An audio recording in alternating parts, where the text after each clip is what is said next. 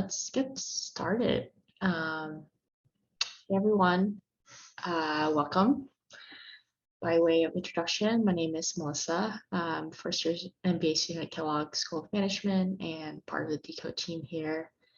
Would love to give you a quick overview on what DECODE is about. DECODE is the largest tech and innovation forum jointly hosted with UC Berkeley and Stanford student organizations, alumni networks, and entrepreneurship centers. The organization features speakers at the forefront of technology, innovation, and entrepreneurship from around the world. The mission of DECODE is to give students, founders, and investors a platform to share, connect, and be inspired. Over the past 5 years, our annual DECODE Innovation Conference have had over 10,000 audience every year. Some of our notable speakers include founder and CEO of Zoom, board member of Tesla and SpaceX, CEO of Y Combinator, and CEO of Google X. Our most recent conference last October had gathered 1.3 million views across 44 countries. And since then, we have kicked off the speaker series in collaboration with other MBA programs, in addition to UC Berkeley. We will also be launching a post-speaker series networking session on May 19th with Haas, Kellogg, Booth, and MIT Sloan. Our next speaker will be in 2 weeks on May 19th, so stay tuned for more details on that if you're interested. And we'll also be uploading the recording of our YouTube, recording of today's on our YouTube channel, and we'll be sending the link to everyone. So, feel free to subscribe and follow us on YouTube, LinkedIn, and other social media handles. And also check out decode.build for more content and subscribe to discover our upcoming speakers. And if you would like to volunteer with DECODE on future events or discuss potential partnerships with your school, you can send an email to careers@decode.build. And onto the logistics for today's event. So after the fireside chat with Bruce, there will be a Q&A session, and you can send in any questions that you have for a speaker via the Zoom chat, and we'll try to go through as many questions as possible. And then, yeah, so that's my quick, kind of long overview of DECODE. And we will now be chilling, waiting for Shuo and Bruce to finish their backstage pre-interview. And thanks so much for joining. And looking forward to hear your questions. This session, we're super pleased to welcome Bruce Daisley. By way of introduction, Bruce was formerly a VP at Twitter and now a #1 bestselling author. He spent over a decade running Twitter and YouTube, the latter at Google, for Europe, the Middle East, and Africa. And he left Twitter as its most senior leader outside of the US. He's now a writer and consultant on better working, and has been published in Harvard Business Review, The Wall Street Journal, The Washington Post, Wired, The Guardian, The Daily Telegraph, and more. He also runs a top business podcast called Eat, Sleep, Work, Repeat. And his first book, The Joy of Work, about improving work and work culture, was a Sunday Times #1 bestseller and has been translated into 14 languages. He is currently working and writing a book on identity and resilience, and spends his time championing reforms to workplace culture. This session will be moderated by Shuo Chen, who is the GP at IOVC, a lecturer at UC Berkeley, and a faculty member at Singularity University. So without further ado, let's welcome Shuo and Bruce. Thank you so much for that, Melissa, and really appreciate everyone joining a bit early than our usual event time. We're really, really excited to have Bruce with us today. Bruce, thank you so much for joining us so late your time. Yeah, thank you. You know, I could have tried to string it out until your normal time, but I would have been dead on my feet. It would have been like 2 a.m. here. No, this is perfect to change things up for a bit, and it's important to get enough sleep for joy at work as well. So very much in line with our theme today. So to start, would love to learn a little bit more about your story from your perspective in terms of how you started your career and how you became the most senior leader at Twitter, and obviously now writing books as an author. Yeah, I'll start right at the start. Literally because it's got an application, I guess. But I actually I graduated from college, and I was in the midst of a recession. And the really interesting thing is that that people who graduate in recession generally affects the rest of their career. Really, sort of the unfairness of that is that it generally sort of really difficult. So I'm not quite sure. I do hope that we maybe can shake off a recession right now and find ourselves in better times, and maybe there's reason to believe that. But anyway, I found myself in the midst of a recession. I found that a lot of people, when my resume didn't seem that rich, I found it was very difficult to differentiate myself and to get called out. And so I drew a cartoon resume of my life, and I mailed it to. Initially, I was trying to get a job in the music industry, in record companies, and I got such a good response to my cartoon resume that I effectively adopted it as the means of me applying for jobs. And so I ultimately got a job in radio through that cartoon resume. And actually, people said to me, they said, you were appalling at the interview. You were one of the worst interviews we've ever had, but everyone loved your resume. We called them CVs. Everyone loved it so much that it had been passed around the office, and everyone was really excited when Cartoon Boy was coming in for a job. So what I'd say about that as well is there's an important lesson there, is that when you get people to buy into you emotionally in whatever way, then it seems to advantage you, because they see you as like this three-dimensional thing. You're rendered in sort of in human form. And so that was a real thing. And so what I always say, sometimes when I go and chat to kids at schools or whatever, I always say, try to think of a way that you can just make yourself seem as three-dimensional, as human, as empathetic as your friends see you. And if you can get even a tiny little element of that, it's like you sit with your friends and your friends say, you're amazing, of course you're going to get that job. And then when you get to an interview or when you get to job application, you just think, how am I going to show them the richness that I represent?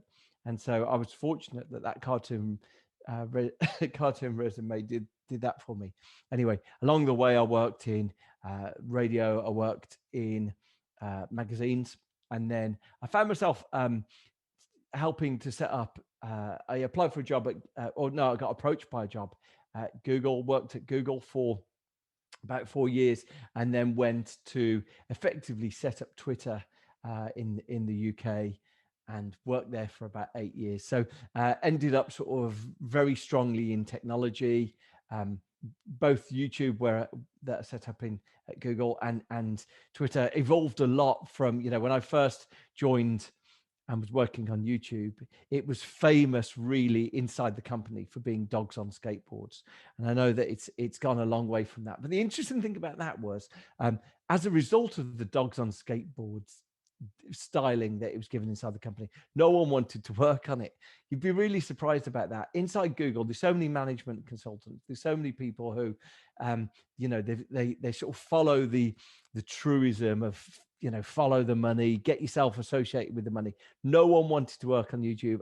I can't tell you that enough. No one wanted to work on YouTube. And so when I put my hand up thinking, I love this, this is like one of the wonders of the world, is this like just this incredible Mardi Gras of creativity, this sort of explosion of invention. And I was, when I put my hand up to work on it, I have to tell you, people thought I'd taken leave of my senses. They thought I was some sort of, they thought I'd been drinking seawater.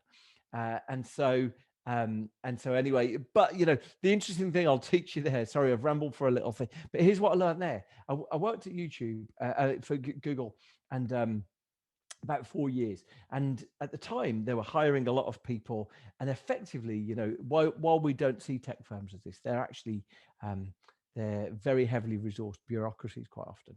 Certainly once they reach a certain stage. And I discovered the only way for me to do part of my job without intruding into other people is that I just used to go out, and I used to be an advocate for YouTube. I used to go and present at conferences, and I made a couple of decisions. I realized the conferences I was speaking at, there was a lot of people going to a lot of conferences at the time.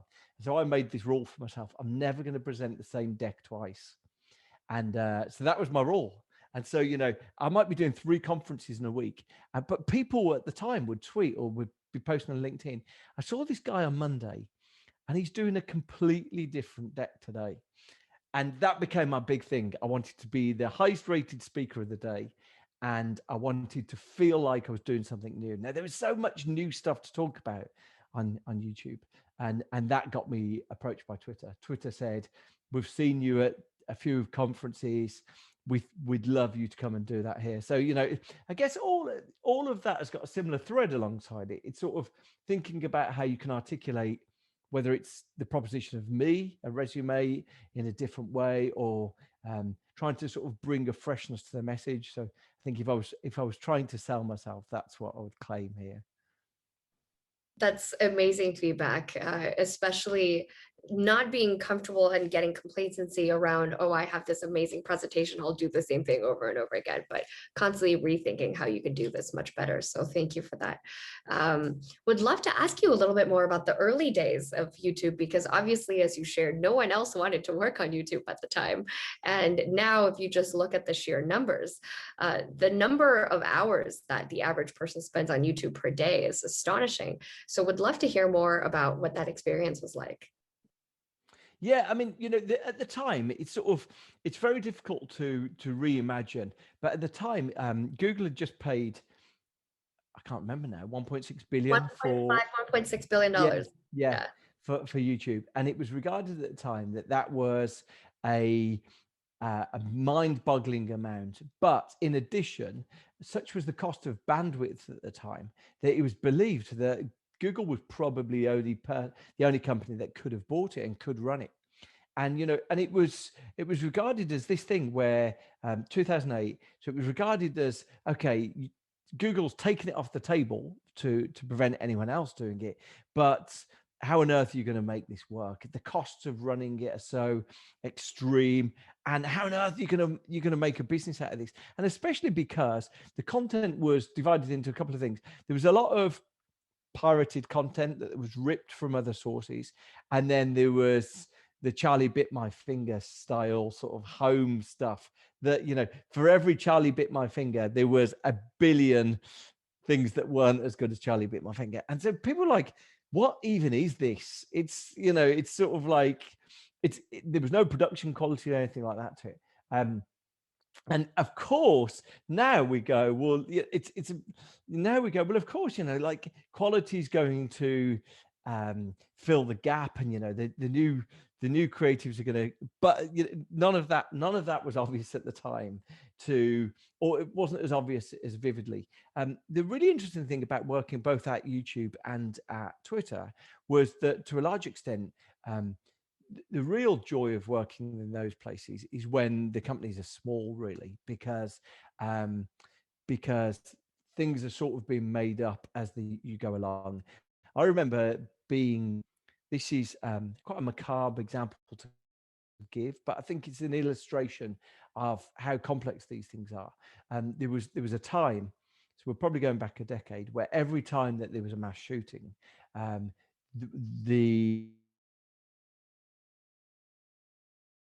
so it became this exercise. There was certainly like a run of them. It became this exercise where the lawyers of YouTube would, the moment a mass shooting happened, they would start searching to try and find the channel. What happened, because there was a really interesting thing where they would remove the channels, but almost invariably news media would get there first. And so while they would take down the official channel,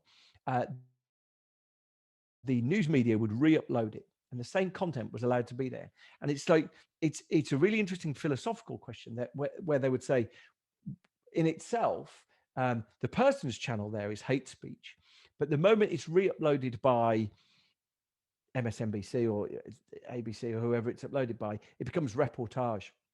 And I just remember sitting in the room thinking, wow, people are having to work out these things that no one had conceived 6 months ago, a year ago, the complexity that this would involve. Have I frozen? We can hear your audio perfectly fine, but it does appear that the video is frozen. Okay, that's strange. Okay, let me see if I can restart it. But the gosh, hang on. Let me try this. Oh, this is perfect. There we go. Yeah. There we go. So is that working? Yeah. So it's just a really interesting philosophical debate, really. How do you set about trying to answer those things? And I think, that's probably my experience of working at Twitter as well. Witness the Facebook debate today about whether Donald Trump will return to the platform. These issues are of the highest import, but are being sort of created on the fly, really. I think that's such a fascinating question that even people are now still trying to figure out with, for example, the advisory board that oversees Facebook. People are trying to play around with this, and a lot of the students here and young professionals, I'm sure, will go into the industry and play innovative roles in each of these. So thank you for sharing that. I definitely want to spend more time asking you about your previous book as well as the current one you're working on. But the last question I'll ask before then is, do share with us a little bit more about working on the very early days for Twitter outside of the US. What was that experience like? Yeah, I personally think, the more that you can see the impact of your work, the more it fulfills you and motivates you. So one of the challenges in big organizations is that quite often it's very difficult to perceive the impact that you're having. That it's like being in a sort of a tug of war, a sort of an exercise where you're competing against another team of pulling a pull rope. You don't necessarily know the impact you're having, and so with small teams, there's a delight because you can see the immediate impact. You can see the way that you're having a sort of a decision and input into the way that things are evolving. And I think that was my experience. When I went to work for Twitter, there was a handful of us initially in Europe, and we were very much very flat organization. So we always, whether it was the old chief exec Dick Costello or the current chief exec Jack Dorsey, we were able to check in and chat to everyone across the organization. And it just makes you feel far more connected into the way that decisions are being made, really. Absolutely. And I can imagine the work culture in Europe being very different than even based here in the US or Silicon Valley, to be specific. In terms of managing teams and all the issues that come with that, you were also there during the Donald Trump years. And so I'm sure that has very different, unique challenges that come with that. So any specific advice that you have for students that are now thinking about choosing between teams that are similar to your role at YouTube, where things are very early on, as opposed to joining a much larger company, really at the heart of a lot of public policy and other related challenging conversations? What would your advice be on that?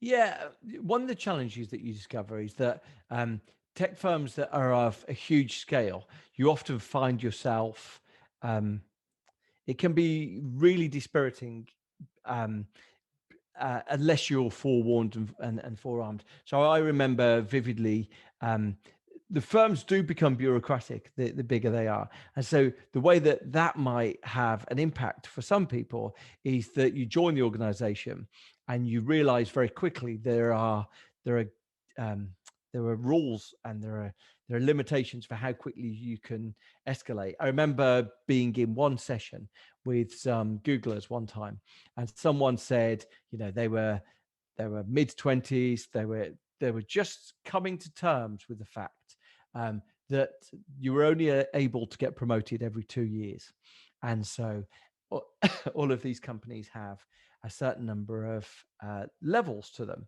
and you might ascend from level 2, which is where most people start, at level 3, and you might ascend, but there's levels up to level 11, level 12 level.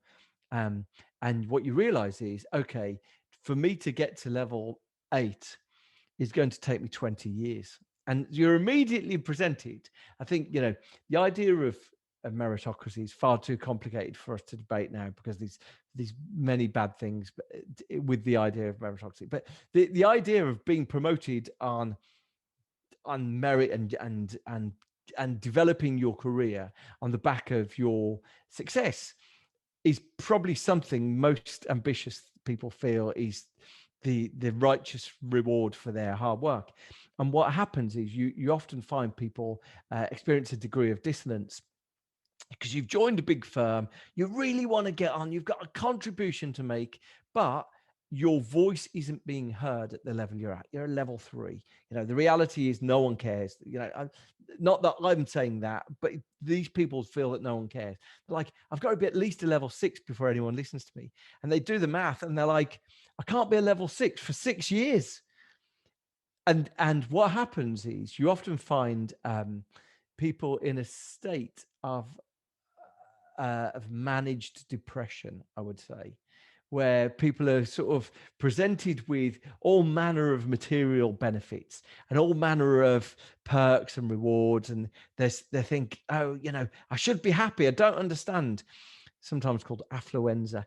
I've got all of these material benefits. I've got the job that all of my friends believe is, the dream job. I'm living the dream. I'm working on this incredible campus. Why do I not feel happy? And it's largely because one of the most important things, I'm writing this book on resilience at the moment, and one of the most important,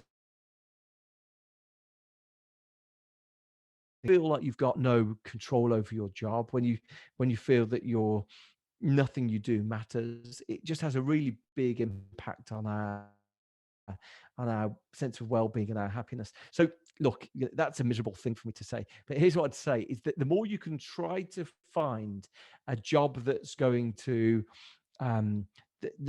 allow you some degree of personal autonomy, you will feel so much richer for doing it. And maybe, it becomes a career path where you say, okay, my long-term career goal is I want to work on one of these big aspirational tech firms.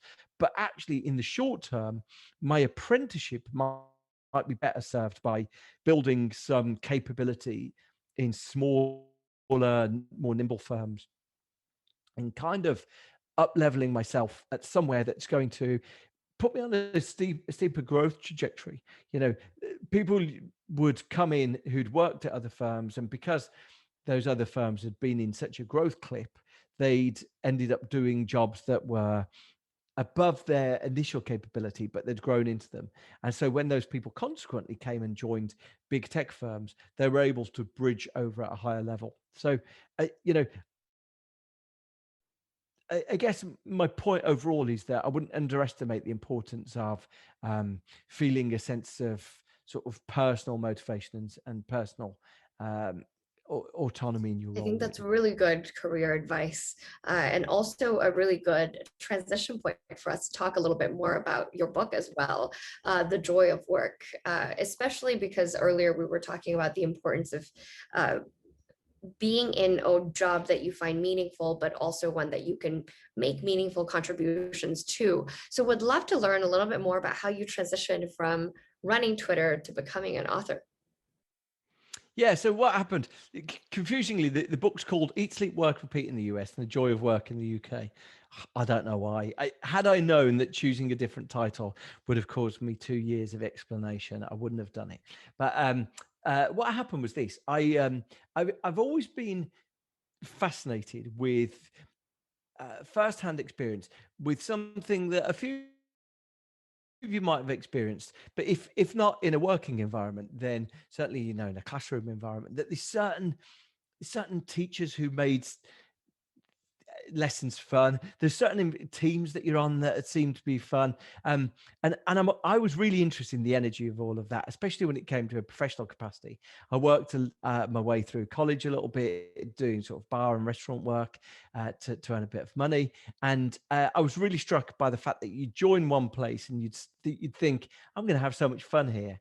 And then you join another place and you think, I'm not going to have so much fun here. And so you know, it sort of really vividly impressed itself upon me. Anyway, what I discovered was when I then started doing career jobs, professional, grown-up, real work, is that the same components were there. And so there were good teams that had a real wonderful energy to them, and there were other teams where you could almost you'd be by the printer and someone's resume would come out, and because people were constantly in a state of trying to find other jobs. Anyway, what I discovered was that so when I got the opportunity to set up Twitter in the UK and in Europe, I thought to myself, right, I'm going to set about trying to create one of those motivating positive cultures that seems in my sort of imagining to be correlated with team success. It seemed to be that these things weren't in opposition to each other, but rather, you know, good teams seem to have good cultures to them.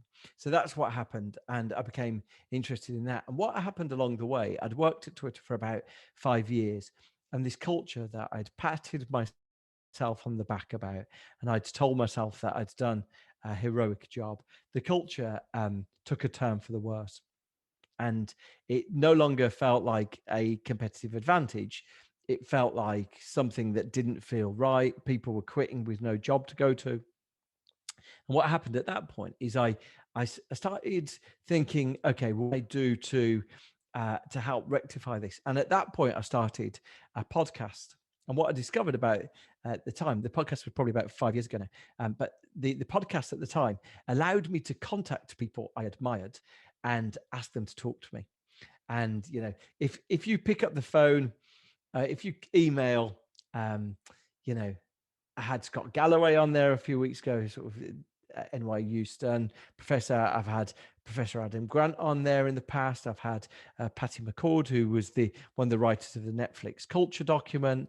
I've had Angela Duckworth, a series of sort of well-regarded academics. And I know, had I contacted any of them saying, would you have a Zoom call with me? Of course, they would have said no. But the moment you present it as a podcast, it seems to give you a better advantage. And so effectively, it was like my self-education. It was me trying to learn how to fix the workplace culture at Twitter that I'd messed up so spectacularly. It was me trying to learn how to put that right on the record, really. And so, you know, I found myself, I've done about 130 episodes of that podcast in that time. And along the way, I got approached by a publisher who said, would you be interested in turning it into a book? And it became a sort of UK #1 best-selling book. So there wasn't ever a full plan, but what I did think along the way was this would be a fun next step. And my advice overall there is that, you know, anytime that you've got any sort of creative motivation, doing something is by far better than talking about doing something.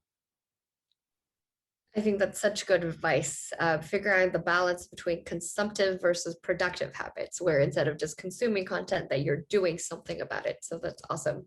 And specifically in terms of how this book came to shape, obviously it had a lot of the work that you had done in advance to bring everything to place. But if you read some of the online comments or reviews of the book, everybody says, you know, there's going to be one book that you get this year. This is the book. And this is how you think about how to make your life at work more productive and meaningful. Could you share with us a little bit more about some of the most surprising lessons you learned in the process of writing the book yourself, as well as how those lessons now fit into the context of everyone working remotely now? Yeah. So the critical thing, I remember going to one organization to talk to a few people there, and they said to me, we'd diagnosed that our workplace culture wasn't very good, and so we invited everyone along to a meeting to discuss it, and no one came. Old days when they're in the office. And that was a really interesting lesson for me, because if I was thinking about my team who were quitting with no job to go to, they were sort of dead behind the eyes. They were like zombies. They were they just they looked like sort of hollow vessels. And the idea that I was somehow going to go into a room and tell them that the culture was going to be great was a real misdiagnosis. It was like sort of trying to suggest that you're going to win a car race with cars with it. There might be the best equipped cars, but unless they've got any gas in the tank, they're not going to go anywhere. And so that was a strange thing for me. I was writing a book specifically about all of the research into building better teams and team culture and team dynamics, not aimed at bosses. Actually, bosses generally don't read books like that, but aimed at team members, because I thought if I give them some evidence to take along to team discussions, when they're on a team offsite or when they're on a session where the boss is looking for new ideas, they can say, oh, I read this research and we might want to try this. So effectively the whole book was about team dynamics, but actually the first 12 interventions, there's like 30 interventions in there. The first 12 interventions are all about personal, the way that we personally feel, and that was directly as a response to what I was saying, that my colleagues were dead behind the eyes. They were exhausted. This organization who told me that their team was too overworked to come to this culture kickoff meeting. So what I discovered was that broadly we need to do some self-care. We need to get ourselves into a better place before we can even remotely consider how we contribute to a team. Absolutely. And to follow up with that, it just so happens that when I was reading all the different book reviews, one of the things, even though you had intended it for team members, a lot of people have been commenting and saying, this is a must read for all managers too, where this is really best practices that they should know. And now that we're all working or studying remotely for students, how would some of those lessons evolve or shift in this new perspective of lockdowns and working remotely? Yeah, I think we can very easily fall into a way of analyzing work, which is almost seeing it as units of work to be done. And in that, we can feel that we are we're sort of making account of all the work that needs to be done. And what you miss there is you miss some of the connective tissues. And so even the introverts amongst us, we might feel like, well, my job is to get this done, and this person's job is to get this done. And so as long as we do all those things, the job will be performed well. And what you find is that, firstly, teams that do have sometimes called companionate love, but it can be less it can be less sort of full-blooded than that. It's just teams that have a bond, an affection, a connection with each other seem to produce better results. They seem to be more able to withstand bumps in the road, and it's effectively about feeling part of something bigger than ourselves. And it's just really good evidence that when human beings feel like they're in sync with other human beings, it seems to have this really strongly multiplicative effect. It effectively really enhances us, and you see very strong evidence for it. So effectively, religion was really vividly aware that when we feel part of something bigger than ourselves, irrespective of the spiritual aspect of whatever belief that you might have, feeling connected to other people seems to be immensely enriching. So some evidence of it. Some really interesting research into the way that we connect with other people. Firstly, I'll start off with a sporting example, and this was a group of academics took some rowers, so people who rowed boats, and they did an exercise where they first got these rowers to row on rowing machines, and they worked out the amount of exercise they did in 10 minutes when they were all rowing individually on rowing machines. The next time they did the exercise, same rowers, is they said, we're going to organize the rowing machines like a virtual boat. So they're going to be lined up alongside each other, and you've got to row in sync with each other. So relatively identical in terms of the amount of work they did. The same amount of calories were burned, the same amount of exercise. But when the scientists measured the pleasure hormones, the endorphins in these rowers' bodies, the rowers' endorphins were twice as high for the rowers who'd rowed in time with each other. That's firstly directly relevant for the job of rowing, because endorphins act as like nature's pain relievers, so you can just keep going even more. But also it puts us in an elevated state. We just feel more happy. Now, that's specific to sport, but what we observe is that if you're in an audience that's listening to stories, those same endorphins are triggered. Or if you're in an audience where you're laughing, that slight high you get when you go to a comedy gig is that when you've been laughing with other people for an hour, it puts you in an elevated frame of mind. And so what you often see exhibited with that is that people leaving comedy gigs often are chatting to strangers. Um, Something that I know that we're talking ancient history here, but if you can imagine those things happening in real life. But when we did see those things in real life, you had this strange thing where people would be chatting to strangers in a way that you just wouldn't when you're leaving a restaurant. So when we feel connected to other people, it seems to elevate us. And I think this is one of the critical things when any of us is thinking about the purpose of the office. There's sort of broadly 5 functions of the office, but one of the most critical ones, and the ones that we often ignore, is that the office was a place of team cohesion. It was a place where we felt connected to other people. And I think even the firms who are resolute that they intend to build their business remotely in the future, and these companies like Automatic who make WordPress, and they don't call themselves a remote business because they say remote from what? We don't have anything to be remote from. So they call themselves a distributed business. But they, even though they're distributed all around the world, 70 different countries, I think, they gather when rules permit. But they gather once every 12 weeks for a face-to-face gathering, a face-to-face sort of coming together of the clans, because they know that when they do that, it effectively reconnects all of the relationships in the room. Thank you for sharing that. I think it's highly relevant and also just such a great positive perspective to look at things, especially after everything the US has been remote for more than a year. So really appreciate that. And, as we were chatting even prior to the event, we were talking about how your future projection was that in the future, you expect there to be much less commercial real estate, in that many more teams may be working remotely or in a distributed manner. Would love to hear your advice on, specifically from an individual standpoint, whether they're students or working professionals, how to enhance their enjoyment in the workplace if things are going to be distributed in the future.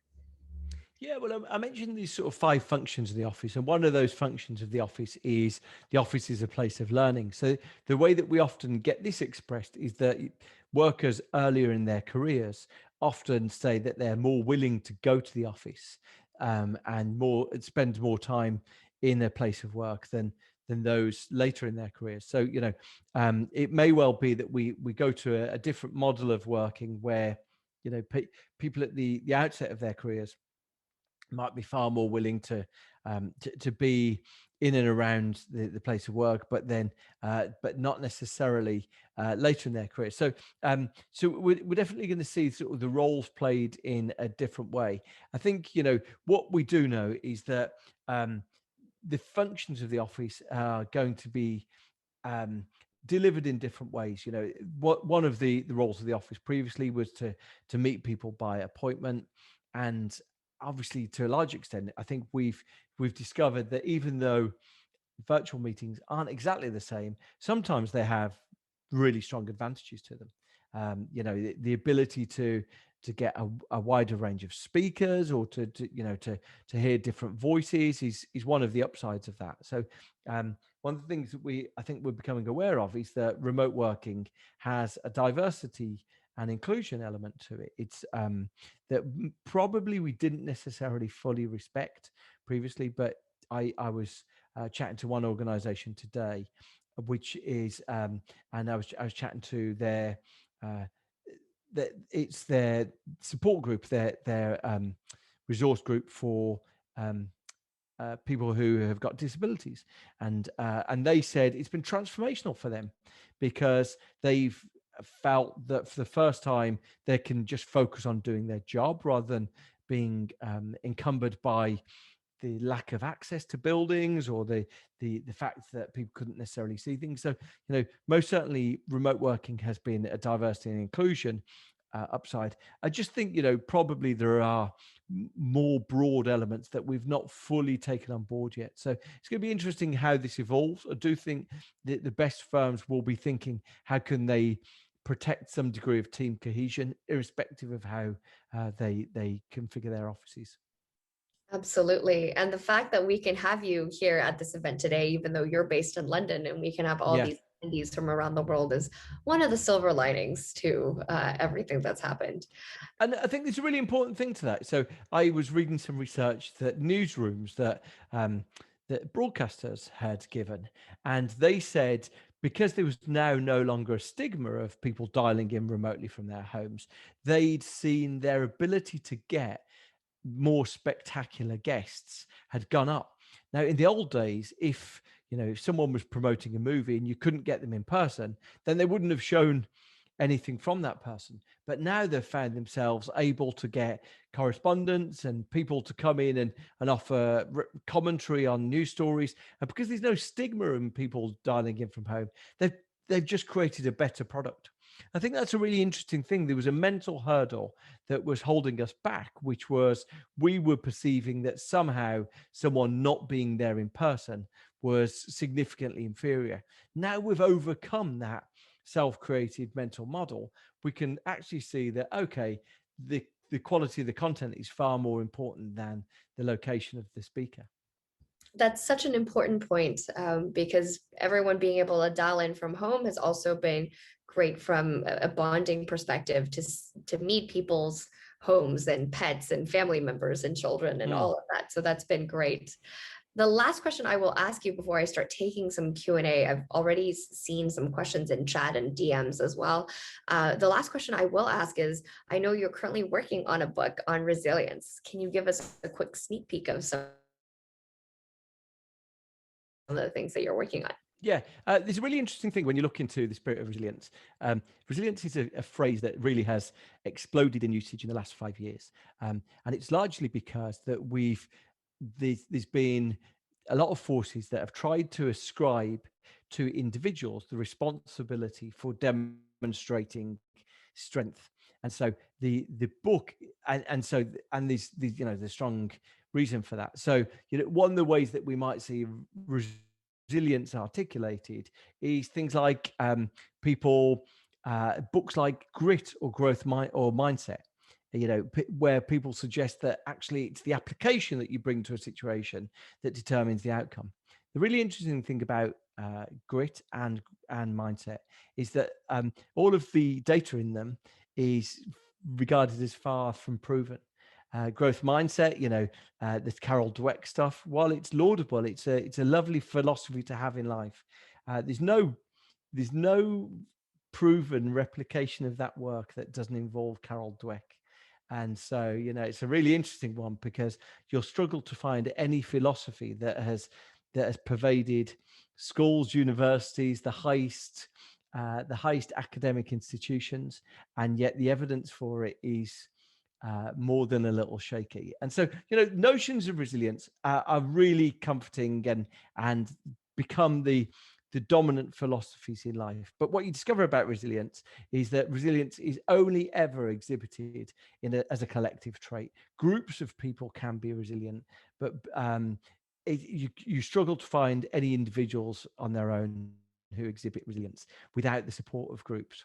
So, broadly, the model that I've, after 2 years research, is that resilience is about control, identity, and community. And so, it's been quite delightful actually sort of delving into so much academic work to explore that. Thank you for sharing. And on the back of that, I've gotten actually a few questions in this category. Let me start taking some of the questions. If anyone else in the audience has questions they want to directly message to me, feel free, or in the group works as well. So a few questions in this category is really around company culture. How do leaders and founders think about forming the right culture from day one within a company, especially if there's other focus areas? And how does this process work in terms of best practices? Yeah, I mean, it's sort of, I think it's often a discussion because I think people who've experienced good workplace cultures know that it's a differentiator and know that when things get difficult, it can be incredibly enabling. It can sort of, it can produce a sort of really strong spirit. It's really interesting. I've spent, I did an episode of my podcast this week about the culture at Amazon. And the reason why the culture at Amazon is particularly of interest is because while we celebrate tech firms, imagining that they are more inventive and more creative than other firms, actually, almost everything you use by Google that isn't a search engine was bought from someone else. They've haven't really created a second act. So Google Maps, YouTube, Waze, Nest, almost everything you use by Google, apart from Gmail, everything, and the idea of email was not necessarily a brand new but Android, it was all bought from other people. Or Facebook, Facebook own half of the apps that you use on your phone, but certainly here a lot of people use WhatsApp in the UK, but WhatsApp and Instagram and Facebook and Oculus and but when it comes to the things that they've created themselves, Poke anyone, or they created apps that no one's used, and so apart from those things, they actually aren't that creative. Whereas in contrast, Amazon have created a lot of their second act stuff themselves. So Amazon Web Services, Kindle, Amazon Prime, Amazon created them themselves. And so, I was really intrigued in specifics of that. And so, culture can be a really important differentiator. Normally, like a lot of things to do with strategy, culture is normally about the decisions of what you choose not to do rather than what you choose to do.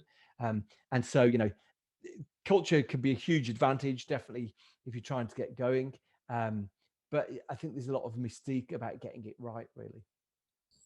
That's such a great case study, because as an investor on the venture side in Silicon Valley, we often joke that about a third of our capital will go back to big tech because all these companies get acquired. And so it's this interesting balance between how do you innovate from within as opposed to also acquire innovation, but continue to foster that. So both sides of the equation are super fascinating. I want to make sure to take some other questions that are taking a slightly different turn. So one of the questions is about what do you think are the most important factors for your career success? This is coming from the founder of a startup, helping people develop important professional skills. Yeah, I think certainly a sense of feeling like you have your work is noticed and your work has impact is really critical. But I'm fortunate that I've worked a lot with a lot of talented people, and when they feel that they're able to contribute and have an impact, it's certainly what they often feel that that's the job that they are most fond of remembering. So I think sort of knowing that you're having a personal impact, I think is a really critical component of any great job. Mm-hmm. Thank you. We have another question about how we can apply resilience to K-12 students, our next generation, or more broadly, I guess this could be applied to tertiary and college level, university level students as well. Yeah, sorry. So what was the question? Sorry. The question was, how do you apply resilience or help build resilience among students, K-12 and university level? Yeah. So look, so the research has taken me down this route where, you know, like I say, the critical elements of resilience are broadly about control and about feeling connected to other people. And so the control is really critical, and you know, so much evidence of control that, you know, even if you give people the illusion of control, it can be, you know, it can be just helpful to them. But you can, if you get nurses to work long shifts, if the nurses are volunteer to work those long shifts, their well-being is measurably higher than if you demand of them that they work those long shifts. You know, these some really unfortunate experiments with animals, but you know, where if you give monkeys control over their food and water and how they get it, then even stressful situations they're more able to cope. A particularly egregious one was rats. If you immobilize rats, and you use Botox to do that, but if you immobilize rats, if you allow rats to chew on a piece of wood, their stress levels don't go up. Whereas if you immobilize rats and you don't allow them to chew, their stress levels go through the roof. I'm really sorry. You know, I was an animal rights campaigner when I was 14, and now I'm quoting these heinous experiments against poor rodents.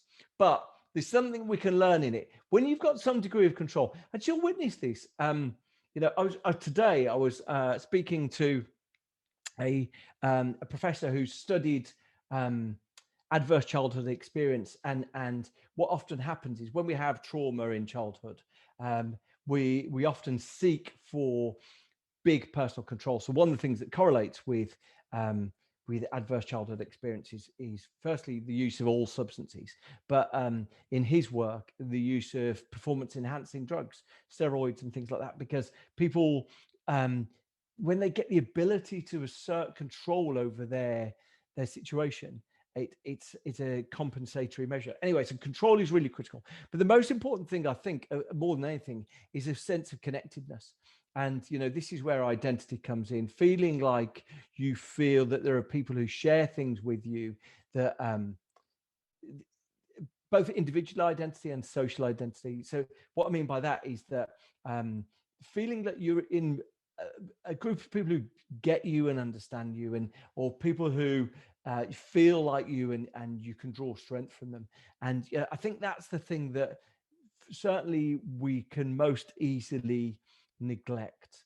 You know, in my work, there's a few examples of people, athletes or people who were studying, and because they were so focused on the goal of getting their studies done, they neglected personal relationships.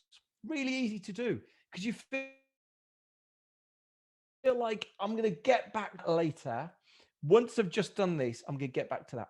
And it seems that, you know, that sense of sort of vivid connectedness is really vital to our sense of. I'll give you one example. I mean, there's so much example, but you know, when we look into people who go into hospital for, actually, it can be for depression, it can be for heart disease, it can be for all manner of things.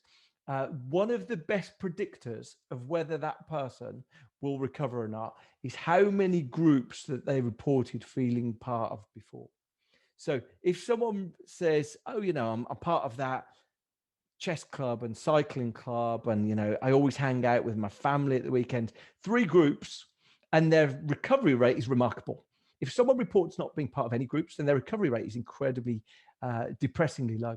It's really interesting. Why on earth would that have an impact? Well, it's because we're far more social than you might imagine. So, you know, if anyone who's feeling like they're, and so here's the myth of resilience. The myth of resilience is someone will say, you need to go on a resilience course. And so you're sitting there thinking, okay, I've been on the course, I don't feel resilient. And this is the problem. We've told that resilience is this individual thing. Resilience is a collective strength.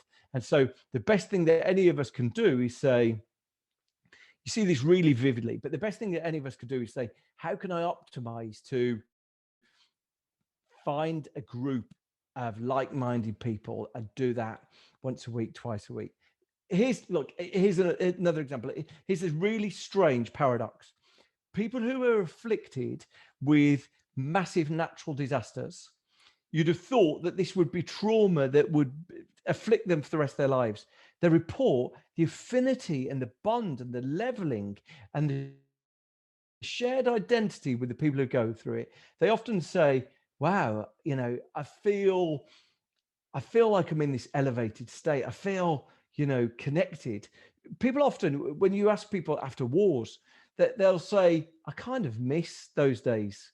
You know, it's really strange. Why? Because when we feel social connection with other people, it seems to have this really powerful impact on us.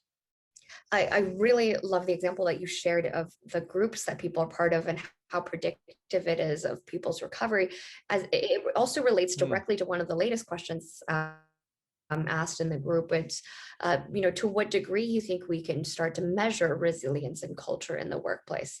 And if you have a opinion that's contrary to mainstream that you would like to really push for.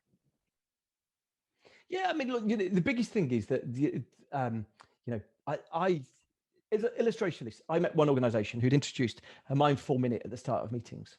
And this is the idea that you'd have a minute of mindfulness. Now, why did they do that? Because by doing that, by claiming that somehow the deleterious effect of their work, sort of, you know, all the bad's been undone. And what it allows them to do is it allows them to absolve themselves from any responsibility for anything that goes on. Now, unfortunately, it's just not as easy as that. You know, the impact of working in highly stressed environments has a really massive impact on people's health. I'll give you one example of it. There was a piece of work out of the University of Michigan that looked at first year doctors who had just finished their qualifications. And these doctors were working about an 80-hour week in their first year out of practicing. And their DNA, you can measure the aging of DNA. Their DNA aged 6 years in that year, compared to people who were doing, who were the students of the year before. So, you know, hard work and working in this stressful environment has a direct impact on our well-being and our health. And I think, you know, the idea that a mindful minute would undo that is an excuse that the firm invents. And so that's what happens. Firms will say, we're sending everyone on resilience training. Why? Because they're presented with people who are burnt out, exhausted, really unhappy. And they say, we're sending you on resilience training. Because then who's responsible? Here's a direct parallel. Recycling is, we all do it, right? We all feel that we should do it. Recycling is a massive hoax. The people who invented recycling were the plastics industry. And the first ads for recycling were paid for by Exxon. They were paid for by the people who make recycling. 10% of all the plastic that's created is recycled. But what is the impact of it? Anytime you use a single-use plastic thing, who feels bad about that plastic item? You or the company that created it? You do. You feel like, why am I recycling it? They've transferred the responsibility of this piece of unsustainable, toxic product, wonderful product, but toxic product. They've transferred the responsibility from them, the company that made it, to you, the individual that used it. And so recycling was created by the plastics industry. And to a large extent, that's what we've done with resilience. Firms have said, if you're not resilient, that's your fault. You know that. It's not my fault because I'm getting you to do Zoom calls for 40 hours a week and then emails all weekend. That's not my fault. That's your fault. And so it's like, effectively, we've created something as toxic as the recycling industry, and tried to make an apology for it. This is such an important conversation. As I briefly shared, I'm on the California Statewide Mental Health Commission. And one of the things that we've been working on for the past few years is we have about $2.6 billion in terms of our commission budget, but 8 to 9 billion in total state budget, trying to figure out how to allocate this in terms of better supporting mental health in different environments, particularly in the workplace, has been one of our priorities.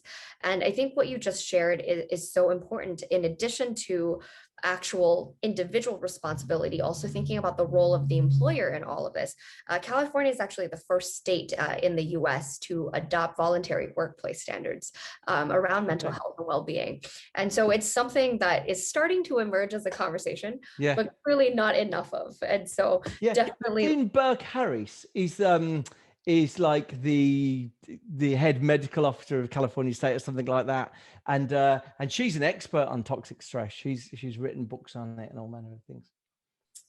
I will definitely look into that more, and really appreciate your work in this space as well, because it's such an important global conversation, not limited to any particular environment. The last question I will ask, I know we're running out of time, is one of the DMs I got, because several folks, after you shared your experience of running podcasts, I see Victor was saying, I want to start a podcast too now. So one of the categories of questions that people asked was, what is the hardest part about creating content, whether it's writing a book or starting a podcast? And is there a success recipe or a recipe to success, whether it's a uniqueness of material, method of presentation, or something else? Yeah, I mean, look, the hardest thing is doing it. Because like the amount of people who will be like, yes, I just need to buy this microphone. And then when I've bought that microphone, and actually I'm going to buy this. And, it's a bit like to be a writer. You don't need to buy a new Mac. You need a pen. So you can, and once you can get going, then you can buy better kit. And quite often people put hurdles in the way of what they're going to do.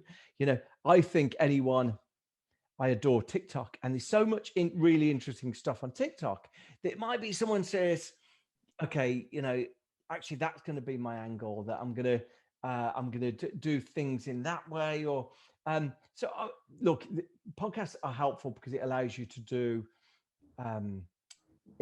contact people that you couldn't otherwise contact.